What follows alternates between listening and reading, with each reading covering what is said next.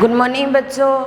Class BSc first year और BSc BEd second year का organic chemistry का हमारा टॉपिक चल रहा है एल्कीन, जिसके पार्ट नंबर 5 की हम बात कर रहे हैं। हमारा जो टॉपिक चल रहा था वो था एल्कीनों के स्थायित्व से संबंधित बात। एल्कीन का अपेक्षिक स्थायित्व कर लिया हमने और उसके पश्चात हमारा जो नेक्स्ट टॉपिक है वो है एल्कीनों के स्थायित्व की व्याख्या। एल्कीनों के स्थायित्व की व्याख्या।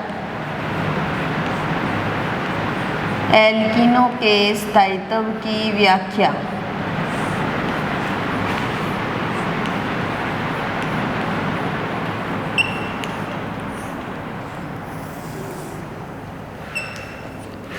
अब देखिए, एल्कीनों की अपेक्षिक स्टेबिलिटी की हमने बात की। तो एल्कीन जैसे मान लो हमने वहाँ पर हाइड्रोजनिक अभिक्रिया करवाई थी और हमने इसे कहा ये ऊष्माक्षेपी अभिक्रिया होती है और ऊष्माक्षेपी अभिक्रिया का मान जितना कम होता है वो एल्कीन उतनी ज़्यादा स्टेबल होती है। इसके अलावा हम एल्कीन को ऐसे भी देख सकते हैं कि मान लो एल्कीन का जो carbon carbon double bond group जुड़ा हुआ है जिस कार्बन से, और एल्कीन के साथ उन्हीं कार्बन्स के साथ में जितने ज़्यादा एल्किल ग्रुप जुड़े होंगे वो एल्कीन उतनी ही ज़्यादा स्टेबल होगी। क्यों? क्योंकि जब एल्किल ग्रुप जुड़ा होगा ना तो वो क्या करेगा, अति सुगमन प्रभाव को शो करेगा। और जो कार्बन कार्बन डबल बॉन्ड से जुड़ा हुआ कार्बन और पास में जो एल्किल ग्रुप जुड़ा हुआ कार्बन है उनके मध्य अति सुगमन होने से पहले तो क्या होता है, सिंगल बॉन्ड ही होता है, लेकिन बाद में क्या होते हैं, डबल बॉन्ड के गुण आ जाते हैं, इसलिए स्टेबिलिटी बढ़ जाती है। और जितने ज़्यादा एल्किल ग्रुप जुड़े होंगे उतना ही ज़्यादा अति सुगमन प्रभाव होगा और अति सुगमन प्रभाव से हम उनके अंदर अनुनादी स्ट्रक्चर शो करते हैं, तो वो अनुनादी संरचनाएं शो करेंगे। और किसी भी, चाहे एल्कीन हो चाहे अपने ऑर्गेनिक केमिस्ट्री में किसी भी कंपाउंड की बात करें कि अगर कोई कंपाउंड जितनी ज़्यादा अनुनादी स्ट्रक्चर शो करता है उसकी स्टेबिलिटी उतनी ज़्यादा होती है, क्योंकि अनुनादी स्ट्रक्चर बढ़ने से उसकी स्टेबिलिटी बढ़ जाती है। जैसे हमारे पास ये है CH3 CH और डबल बॉन्ड CH2, ये कार्बन कार्बन डबल बॉन्ड है, इसके साथ ये एल्किल ग्रुप जुड़ा हुआ है। इस एल्किल ग्रुप के जुड़ने से इस एल्किन की स्टेबिलिटी बढ़ेगी। जैसे हमारे पास ये कार्बन है और इस कार्बन के साथ यहाँ हाइड्रोजन जुड़ा हुआ है, ये हाइड्रोजन जुड़ा हुआ है, ठीक है, और इस कार्बन के साथ यहाँ हाइड्रोजन और ये कार्बन इसके साथ हाइड्रोजन, ये हाइड्रोजन और इसके साथ में ये हाइड्रोजन, इस तरीके से जोड़ते हैं। और ये इसके ऑर्बिटल है और इसका इसको H ऐसे, ये ऑर्बिटल और ये आपस में स्टेबिलिटी को शो करें। तो ये दोनों तो आपस में अतिव्यापन करते ही हैं, तभी पाई बॉन्ड का निर्माण होता है, तभी हम कार्बन कार्बन के बीच में क्या करते हैं, डबल बॉन्ड बनाते हैं। लेकिन इस कार्बन का ये और ये कार्बन आपस में क्या करते हैं, कभी कभी कुछ अतिव्यापन शो करते हैं और अतिव्यापन शो करने से कार्बन कार्बन डबल बॉन्ड के पास वाले कार्बन में भी डबल बॉन्ड का गुण आ जाता है और डबल बॉन्ड का गुण आने से ये स्टेबल होता है।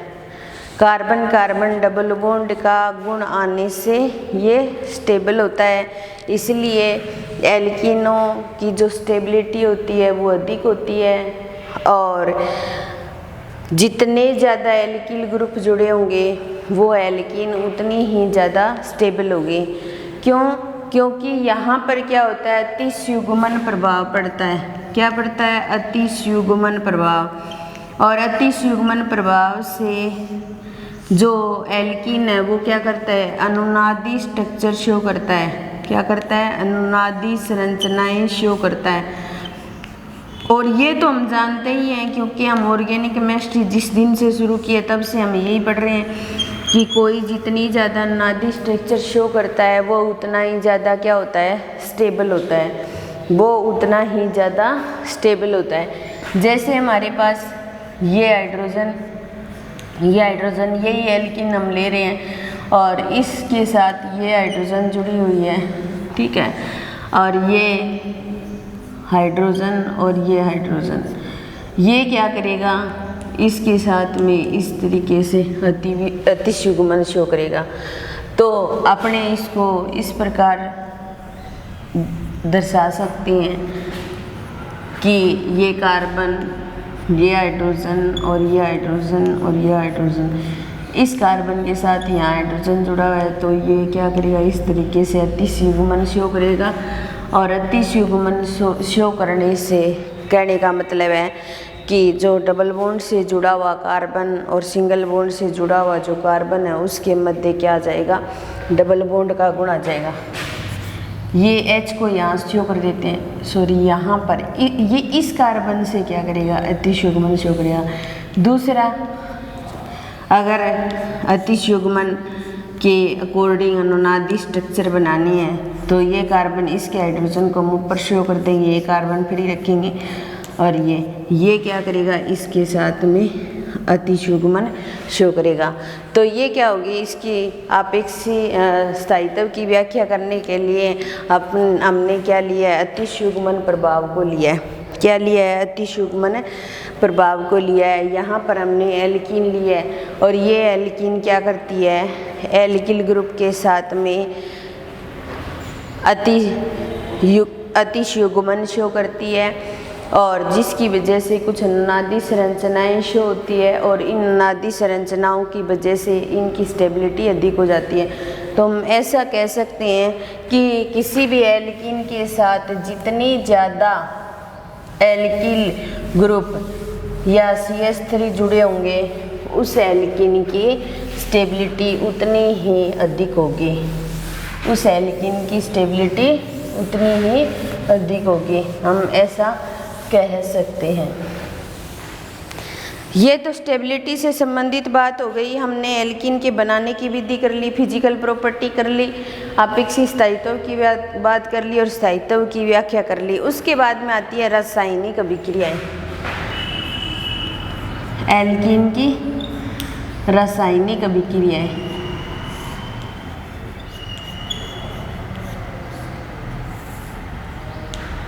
और हमने रिएक्शन मैकेनिज्म के अंदर पढ़ा था रिएक्शंस के टाइप, और उसके अंदर हमने एल्कीन के बारे में पढ़ा था कि एल्कीन कौन सी अभिक्रियाएं शो करता है।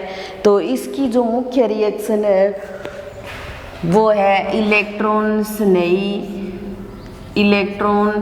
स्नेही योगात्मक अभिक्रिया, electrophile addition reaction, electrophile addition reaction.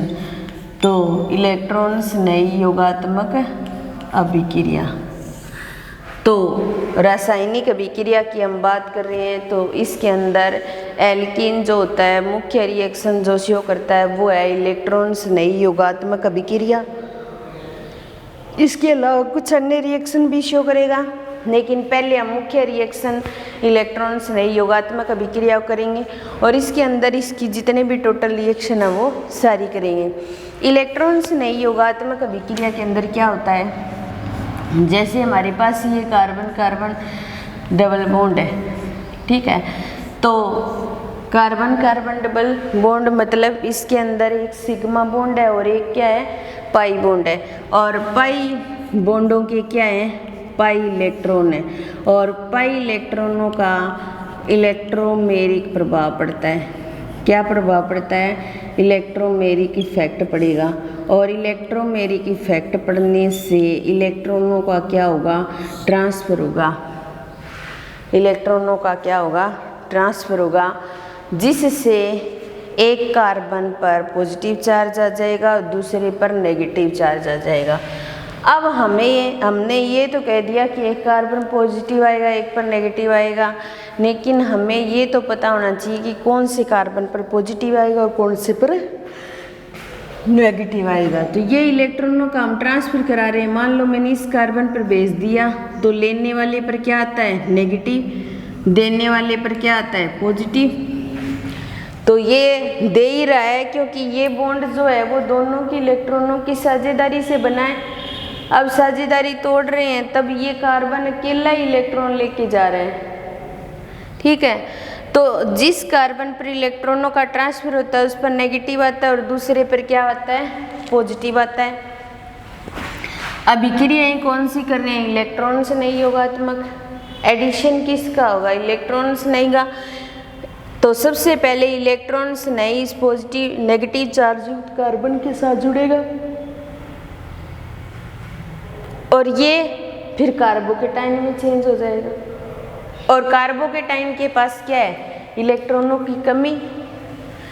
और कार्बोकेटाइन युक्त कार्बन पर कौन जुड़ेगा, नाभिक से नहीं, क्योंकि नाभिक से नहीं के पास क्या है, इलेक्ट्रॉनों की अधिकता। ठीक है, तो अब देखिए इसकी इलेक्ट्रॉन से नहीं योगात्मक अभिक्रिया की पहली रिएक्शन हम करते हैं और उस पहली रिएक्शन का नाम है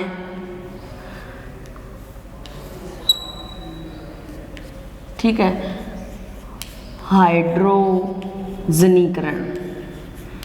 क्या है, हाइड्रोजनीकरण। तो CH2 डबल बॉन्ड CH2 इसके साथ हमने हाइड्रोजन की रिएक्शन करवाते हैं। निकल की प्रेजेंस में करवाओ या पैलेडियम की प्रेजेंस में करवाओ, तो ये किस में चेंज हो जाएगा, CH3 में और CH3 में। तो एल्कीन से क्या बन गया, एल्कीन बन गया। एल्कीन से क्या बन गया, एल्कीन। ठीक है, तो अब देखिए आप ये इलेक्ट्रॉन अगर मान लो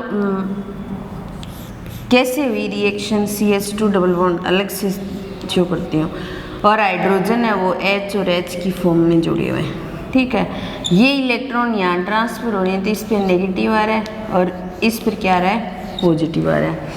यहाँ भी एक पॉजिटिव वाला है और एक क्या है, नेगेटिव वाला है, रिएक्शन करवा रहे हैं। ठीक है, तो पॉजिटिव चार्ज युक्त कार्बन के साथ हाइड्रोजन जाएगा और CH2 पर क्या आ जाएगा, पॉजिटिव चार्ज, और ये H नेगेटिव बाहरी अभी। तो ये किस में चेंज हो गया, कार्बोकेटाइन में। इस कार्बोकेटाइन के साथ फिर ये नाभिक से नई रिएक्शन करेगा, CH3 बना देगा। तो एल्कीन से क्या बन गई, एल्केन। हमने एल्कीन से क्या बनाई है, एल्कीन। तो उसके बनाने का तरीका यही है कि इलेक्ट्रॉनों का यहाँ ट्रांसफर होगा, इस पर नेगेटिव और इस पर क्या आ जाएगा, पॉजिटिव। हाइड्रोजन H2 के अंदर HH है, एक पर पॉजिटिव है एक पर नेगेटिव है। नेगेटिव युक्त कार्बन के साथ इलेक्ट्रॉन से नहीं जा रहा है, CH3 बन रहा है और CH2 पर क्या आ रहा है, पॉजिटिव चार्ज, तो इसको कार्बोकेटाइन नाम देंगे। कार्बोकेटाइन के साथ नाभिक से नहीं जुड़ेंगे और किसका निर्माण कर देंगे, एल्केन का। तो ये जो रिएक्शन थी वो थी हाइड्रोजनीकरण। क्या थी, हाइड्रोजनीकरण। हम एक एक रिएक्शन को लेंगे इसकी।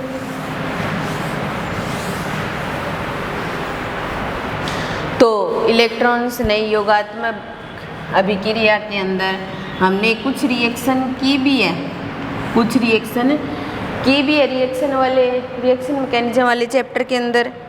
तो इसकी 3 रिएक्शन तो मैंने करवाई है, फिर भी हम दोबारा रिपीट कर लेते हैं उसको, और कम से कम इसकी 11-12 रिएक्शन है वो सारी करेंगे इलेक्ट्रॉन से नई योगात्मक अभिक्रिया की।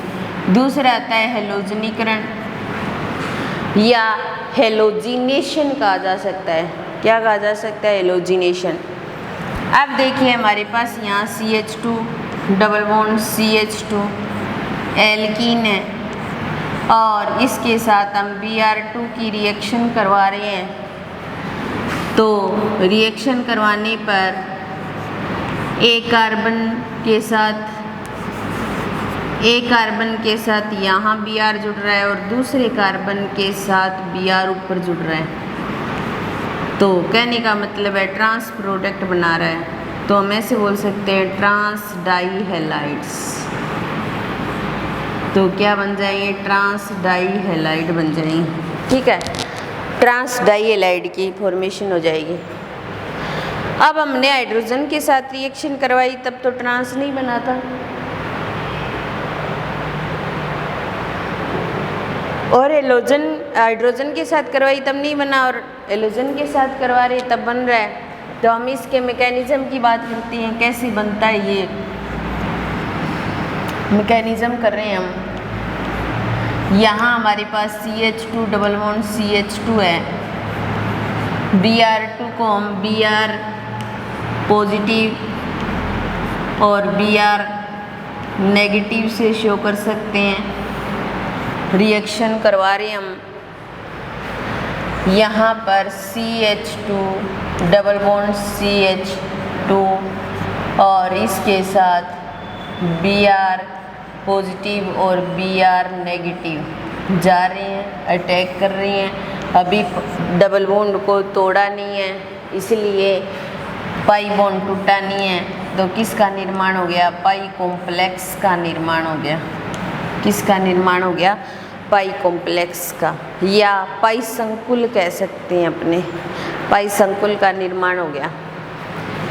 फिर उसके पश्चात CH2 double bond CH2 single bond में चेंज हो जाएगा, और ये Br पॉजिटिव यहाँ जुड़ गया, और ये Br नेगेटिव बाहर है भी।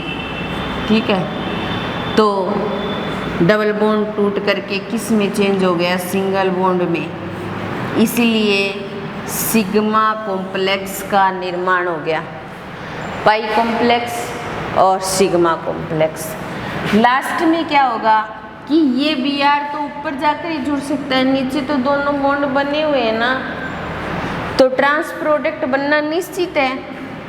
अब देखिए ये Br यहाँ जाएगा ऊपर, वो Br ऊपर की ओर अटैक करेगा, तब ये बॉन्ड नीचे वाला टूट जाएगा और Br यहाँ जुड़ जाएगा, और क्या बना देगा?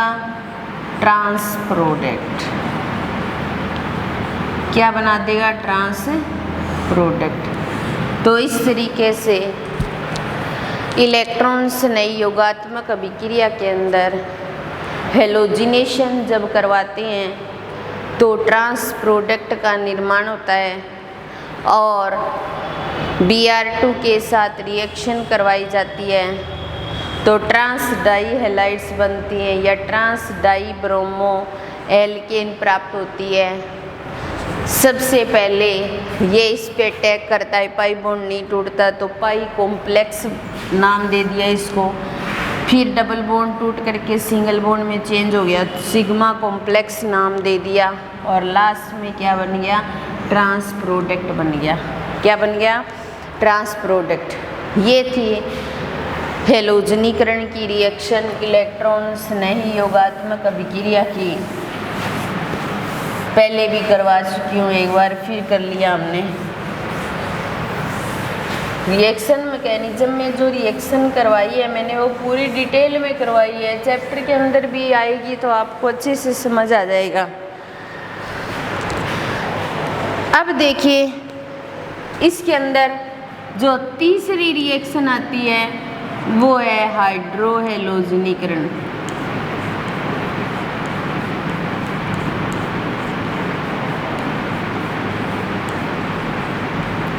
ये रिएक्शन भी करवाई हुई है मैंने रिएक्शन मैकेनिज्म में, लेकिन ये चैप्टर है और इस चैप्टर में भी हमें करनी पड़ेगी इसके अकॉर्डिंग, क्योंकि एल्कीन के अंदर इसको पूछा जाता है। हाइड्रोहेलोजनीकरण का मतलब हाइड्रोजन और हेलोजन, तो हाइड्रोजन और हेलोजन के साथ रिएक्शन कराएंगे तो CH2 डबल बॉन्ड CH2, ये हमने क्या ले ली? एल्कीन। और एल्कीन के साथ हाइड्रोजन और हेलोजन की रिएक्शन करवानी है। ये इलेक्ट्रॉन यहाँ ट्रांसफर होंगे तो इस पर नेगेटिव और इस पर क्या आ जाएगा? पॉजिटिव। ये पॉजिटिव और नेगेटिव फॉर्म में आई तो ये इस कार्बन के साथ जाएगा तो क्या जाएगा? CH3, और CH2 के साथ X चला जाएगा, और जब किसी हाइड्रोकार्बन के साथ हैलोजन जुड़ा हो तो उसे क्या नाम दे दिया जाता है? Alkyl halide. क्या नाम दे दिया जाएगा? Alkyl halide. अब देखिए सममित एल्कीन के अंदर तो इलेक्ट्रॉन कहीं ट्रांसफ़र कर दो, कुछ फर्क नहीं पड़ता। लेकिन अगर हमारे पास असम्मित एल्कीन हो, अगर हमारे पास असम्मित एल्कीन हो, सम्मित का मतलब डबल बॉन्ड के साइड में सेम कार्बन हो, असम्मित का मतलब डबल बॉन्ड के साइड में असमान प्रकार के कार्बन हो, इसके साथ HX की अभिक्रिया करवाएंगे तो दो प्रकार के प्रोडक्ट बनेंगे। एक तो ये बनेगा, इसके साथ X जुड़ा हुआ है, और एक ये बनेगा, इसके साथ CH2 और X, इसके साथ X जुड़ा हुआ है। ये जो है वो ज़्यादा स्टेबल होगा और ये क्या होगा? लेस स्टेबल होगा। क्या होगा? लेस स्टेबल होगा, कम स्टेबल होगा। ऐसा क्यों?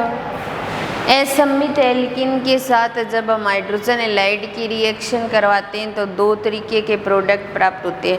तो सम्मित के साथ रिएक्शन करवाओगे तो किसी भी कार्बन के साथ हाइड्रोजन जोड़ सकते हो, किसी के साथ हैलोजन जोड़ सकते हो। लेकिन जब असम्मित एल्कीन के साथ आप हाइड्रोजन हैलाइड की रिएक्शन करवाएंगे तो आपको दो तरीके के प्रोडक्ट प्राप्त होंगे, एक ज़्यादा स्टेबल होगा और कम स्टेबल होगा। ये दो तरीके के प्रोडक्ट कैसे बनते हैं? इसके लिए हमें मार्कोनिकोव का नियम पढ़ना पड़ेगा और एंटी मार्कोनिकोव का नियम पढ़ना पड़ेगा। तो मार्कोनिकोव का नियम जो है वो तो इलेक्ट्रॉन्स नई योगात्मक अभिक्रिया के अंदर आता है, लेकिन जो एंटी मार्कोनिकोव का नियम है वो दूसरी रिएक्शन आएगी, इसकी प्रोक्साइड प्रभाव, उसके अंदर पढ़ना पड़ेगा। क्यों? क्योंकि एंटी मार्कोनिकोव के अंदर फ्री रेडिकल बनकर रिएक्शन होती है और जो मार्कोनिकोव है उसके अंदर फ्री रेडिकल नहीं बनते। तो इसीलिए हमें मार्कोनिकोव का नियम पढ़ना पड़ेगा, उससे ही हम बता सकते हैं कि ये ज़्यादा स्टेबल है, वो लेस स्टेबल है। तो इस तरीके से हमारी इलेक्ट्रॉन्स ने योगात्मक अभिक्रिया के अंदर हमने हाइड्रोजनीकरण कर लिया, हैलोजनीकरण करके ट्रांस प्रोडक्ट बना लिया और हाइड्रो हैलोजनीकरण करके दो तरीके के प्रोडक्ट बनाए, एक ज़्यादा स्टेबल, एक लेस स्टेबल। इसको समझने के लिए हमें मार्कोनिकोव का नियम पढ़ना पड़ेगा और नेक्स्ट जो हमारा टॉपिक होगा वो मार्कोनिकोव का होगा, जो नेक्स्ट क्लास में करेंगे। धन्यवाद।